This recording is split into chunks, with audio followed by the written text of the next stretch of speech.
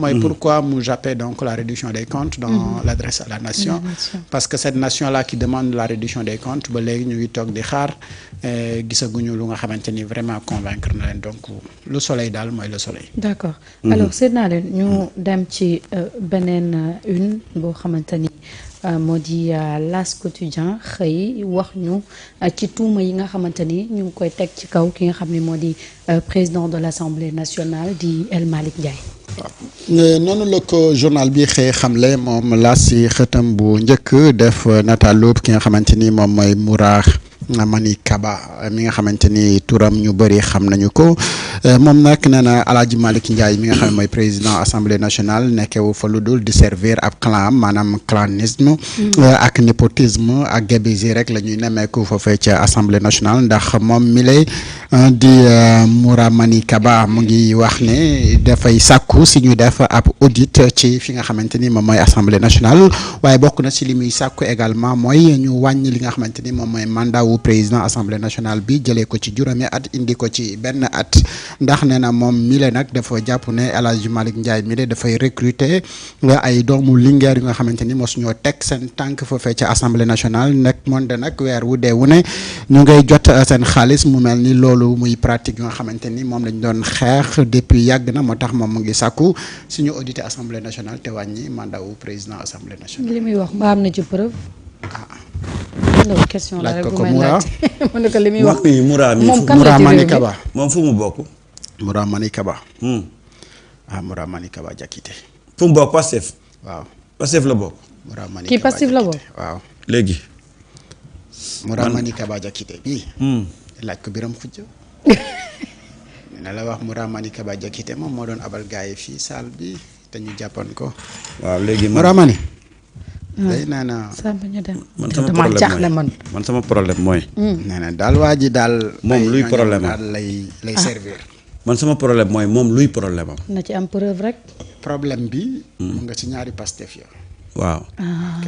loolu la problème bi rek foofu rek ngay dem. foofu waaw Pastef coalition. foofu laa bëgg a ñëw foofu laa bëgg a ñëw. d'accord.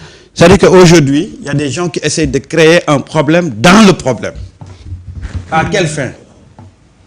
Parce que ce qui li mu wax nii il a des instances pour le dire et pour le dénoncer. Pourquoi mu indi ko ci place publique bi. ak ban journal moo ko génne. ak ban journal la dem jërëjëf seen seeti pour mu def ko. xam nga yii boo koy jéem a def di jéem a teg maan gars yi et c'est ça un peu la chance de Pastef parce que y a que des observateurs avertis parce que lii ça ne se dit pas comme ça.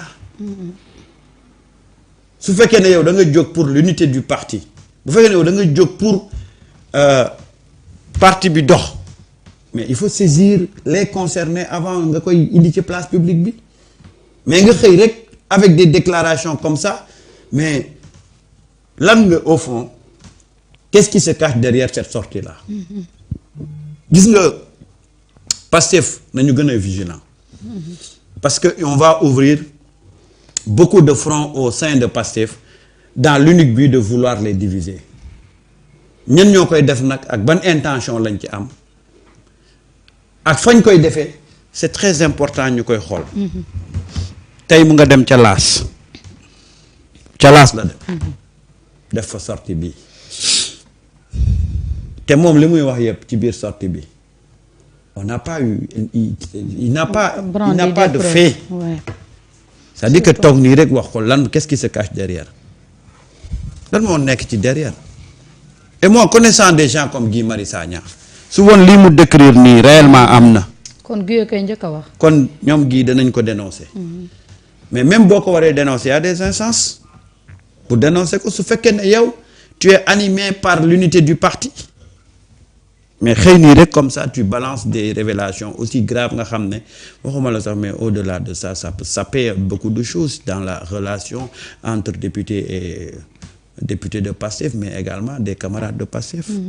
On ne dit pas que bu mu ko wax na ci fay tànk na ci dëgg tànkam. mais si tel est le cas il faut aller saisir les instances yi nga xam ne mën nga ko fa wax ba pare si la question n'est pas réglée après nag tu peux venir maintenant sur la place publique. D'accord. mais une fois encore ces gens-là il faut vraiment man je pense que quand tu es dans un parti nga nekk fa ak say camarades yoo xam da nga leen jàppee comme ay camarades si ce qu'il dit est vrai il n'a qu'à aller le saisir dans le cadre d'une rencontre ñu tirer cette question-là au clair. D'accord. Si maintenant il n'y a pas de solution, il peut dire que voilà, j'ai averti, j'ai alerté. Mais c'est une déclaration qui surprend beaucoup de gens. Hein. D'accord. Oui. Seydina Alioune sa jàngat par rapport ak cette déclaration ginnaaw tuuma yi ñu teg ci kawam moom El Malick Ndiaye. alors moom Mouramani Kaba ñu gën ko xamee ci Mouramani Kaba Diakité yor file ab l'hôtel doon ko abal waa Pastef ci ay réunion yu bëri loolu moo taxoon ñu jàpp ko ci jamonoy xeex bi. ne moom daal gars yi def mbirum terrorisme ak ay affaire cocktail molotov ak yooyu moom moo leen di financé te di leen jox bërëb yi ñu koy defee moom nag waa Tamba d'origine la. mu ngi juddu ci atum 1973.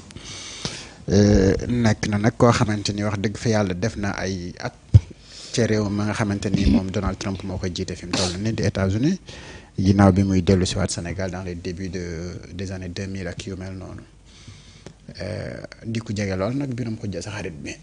waaw Biram Khoudia loolu leen ma koy sa xarit sunu xarit bi kay. ci jamono ji ñu ko jàppee it. ñun Sunugal 24 def nañu beaucoup de vidéos ak beaucoup d'interventions ci ay nitam yu ko jege ak ñu mel noonu ci jàppal ko tànk pour mu génn fa mu jógee. tey nag dafa ñëw ci loo xamante ni ñu jàpp ne bu amoon warul mën a umpe parce que Assemblée nationale ba muy wax. dafa am ay députés yu nga xamante ni dañu nekk dans l'opposition di surveiller bu baax. de très près li nga xamante ni moom mooy gouvernement bi te jàpp naa ne bu fekkoon ne loolu. lu amoon la konoon Pape Djibril moo njëkk a takk rajo yi wala ñeneen ci opposition bi nekk foofu pour dénoncer yu mel noonu. ndax ñooñu au moins am nañu bët bu ñuy may dépenses yi nga xamante ni Assemblée nationale mu ngi koy def et chaque année. gars yi dañuy xool bilan bi ñaata lañu kii yan charge la am et bul fàtte ne Assemblée nationale également dafa am benn autonomie bi donc indépendance bu boppam ci ni muy doxee ak nu mu dul doxee dëgg la wala du dëgg moom rek a xam mais El Hadj Malick xam nañ ko ci sàmm intégrité am ak dignité am ba nga xamante ni ku ko waxal lu waxuwul jàpp naa ne dina la yóbbu fu mbaxana ne doone benn léegi nag kenn moo ko wax ak ban journal la ko waxee loolu également c'est des questions. Et quand j'évoque tout cela mooy quand je parle de fi mu jógee ak yooyu. oui mën na nekk lien yi nga xamante ni le propriétaire de l'AS habite dans la même zone en fait que moom mais ban position la l'AS mos a am ci. concernant Pastef là également da nga koy déterminer donc yenn saa yenn wax yi bu génnee boo defee rapprochement boobu rek di nga comprendre lan mooy derrière l'objectif et je pense que ni objectif yi warul nekk juste wax yenn yi pour bëgg a japper wu moralu ñenn ñi wala ñeneen ñi mais parce que mbirum clan boo koy tudd mooy que ni ñii dafay faral ñii bàyyi ñii népotisme mooy que ni njabootam les recruter gabési mooy que ni dañu nekk di yàq alalu askan wi soo demee bay laaj à ce que ñu réduire son mandat à 1 an pour xoolaat mbiri ni ñu def mooy que ni léegi fi mu toll yow ñëpp ànd nañ ci poste boobu sauf yow moom fi mu toll nii beneen at bu El Malick def ci boppu assemblée nationale boobu rek bokk na ci li nga xamante ni moom yéene wu ko ndax bu sañoon 1 an la fa waa ji def ñu soppiwaat président assemblée nationale dem. et jàpp naa ne comme ni ko Samba waxee am na yoo xamante ni d'abord kaas ko bu fekkee ni gis nga ni loolu dafa am bu fekkee ni da nga am lu la ci wóorul laajteeg ci nga ko war a laaj mu indi la ci ay explication jàpp naa ne daal am na yoo xamante ni daal jaru ko. d'accord et puis gis nga foofu dañuy xool lan moo taxoon ñu jël. durée mandat président assemblée indi ko 1 an c'était juste des calculs politiques c'était pas pour servir l'Assemblée nationale mais c'était un règlement de compte moo indi loolu est-ce que on va retomber ci même pratique yooyu mais ñun li ñu xam mooy un mandat de président de l'Assemblée mais c'est 5 ans loolu la ñu xam mais quand il s'est agi de régler des conflits politiques on a tout bafoué. Est-ce qu'on va reprendre les mêmes pratiques? Non. Et attention, je tiens à alerter les gens de PASTEF. Gis nga, y aura des responsables qui vont venir pour détruire le parti à l'intérieur. Avec des sorties yoo xam ne c'est juste pour cibler des responsables, cibler des gens yoo xam ne dañu am benn ndombo tànk ñu créer dugal leen ci benn posture boo xam ne après ça va saper le moral du parti. Parce que man sa sortie là, je dis que j'ai pas dit que ce qu'il dit c'est pas vrai. Mais quand on partage le même parti. Mais am na en termes de pertinence. ah. amul benn pertinence. waaw mais damay dem ci ki ma ko seqal te gis nga topp da nga souligner benn affaire bu leer. tey El Malick est surveillé de près. gis nga ku mel ni Pape Djibril Fall. Thierno Alassane Sall. ku mel ni parce que gis nga dafa am ñoo xam ne. dafa am loo xam da ngeen leen koy nangul. oui. gis nga Guy Marius Sagna Thierno Alassane Sall Pape Djibril Fall amul benn privilège bu ñu mën a am assemblée ba di gis. lu normalul foofa ci assemblée ñu koy bàyyee. déedéet. parce que tey Pape Djibril Fall ak Thierno Alassane Sall dañu nekk ci posture opposition. donc lépp lu ñu gis rek penalty bu ñu am dañ koy exploiter. moi je pense que si la gestion de l'assemblée était aussi gabégique comme ni ko waa ji di waxee balaa mu ko wax Thierno Alassane Sall da ciy def conférence de presse wala Pape Djibril Fall. waaw gaaw nañ ci de. waaw te Guy Marius Sagna du ko noppee. déedéet. dana bind kii. question question écrite dana ko def ah. gaaw na ci de. loolu man xam naa ko man xam naa ne tey am na ñu nekk ci biir opposition bi tey nekk assemblée amul loo leen di mën a proposer biir assemblée ba ñu noppee benn situation parce que politiquement daf leen di arranger bu ñu ko exploiter. Imaginez tey ñu am ak occasion boobu mais dañuy dem def conférence de presse. parce que ñoom dañu nekk ci logique opposé wu à leur manière xam nga ne ku toog daaw ba ren di wax scandale Azer. bu gisee scandale assemblée du ko mooy. déedéet. ah. déedéet. du ko mooy.